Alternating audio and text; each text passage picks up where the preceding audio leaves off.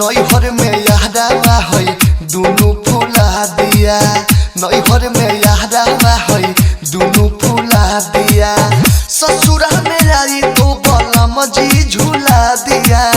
ससुरा में आई तो बलम जी झूला दिया नैहर में यादावा है दुनु फुला दिया नैहर में यादावा है दुनु फुला दिया। Balaji recording studio Jadavpur.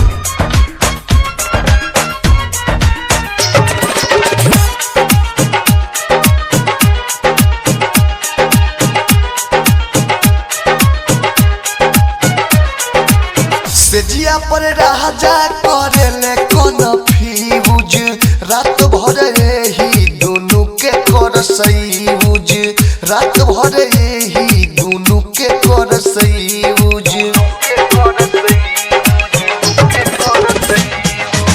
सेजिया पर राजा करेले कौन फ्यूज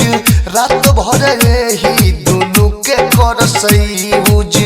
रात भर ही दुनु के कर सयूज ध के राजा जी हमको रुला दिया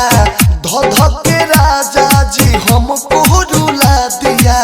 नैहर में यादावा है दुनु फुला दिया नैहर में यादावा है दुनु फुला दिया।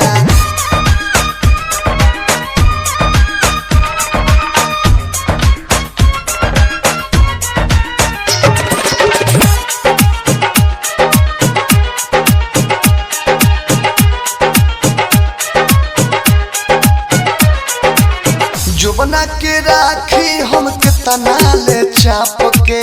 मिले न चोली सखी करा हो नाप के मिले न चोली सखी करा हो नाप के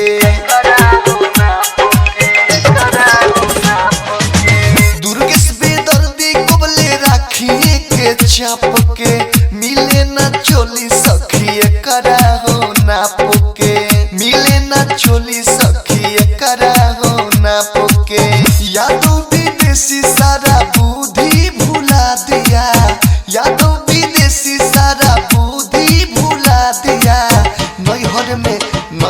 में यादावा है दुनु फुला दिया नैहर में यादावा है दुनु फुला दिया। Balaji recording studio Jadavpur.